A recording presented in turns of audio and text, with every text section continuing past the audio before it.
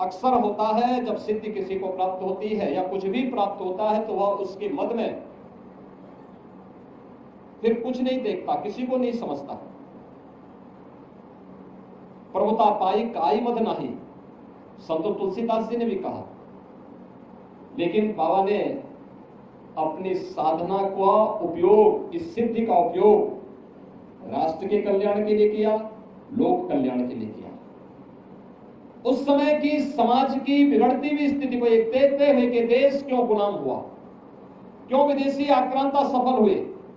एक तरफ उन्होंने समाज को जोड़ने का काम किया, दलितों को, आदिवासियों को, वनवासियों को, गिरवासियों को बिना भेदभाव से मुक्त एक ऐसे समाज की स्थापना का अलग जगाया था जो एक अघोराचार्य को ही के द्वारा ही संभव था,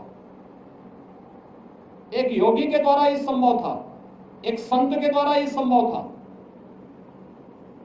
उच्च कुलीन परिवार में जन्म लिया, लेकिन उन्होंने कहा नहीं, छूत और अस्पृश्यता के भाव को त्यागना होगा, तभी ये देश सुरक्षित हो पाएगा।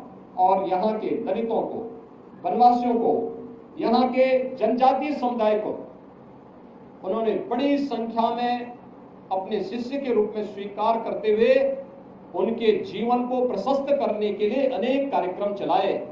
तो दूसरी तरफ मुगल आक्रांताओं को भी उन्होंने उस समय सबक सिखाने के लिए सांझा को भी डपट करके भगाने का काम किया था, जो उनके चमत्कार को देखने की प्रतीक्षा कर रहा था। उन्होंने विदेशी आक्रांता उस समय के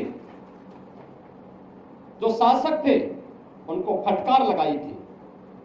यानी चीजें दिखाती हैं, एक संत और एक योगी सत्ता का गुलाम नहीं होता है, बल्कि वह अपने कदमों पर उन्हें चलने के लिए मजबूर करता है। और यही कार्य आज से 425 वर्ष पहले इसी रामगढ़ गांव में जन्मे पूज्य बाबा अघोराचार्य कीनाराम जी महाराज ने अपनी दिव्य साधना के माध्यम से हम सबके सामने प्रस्तुत किया।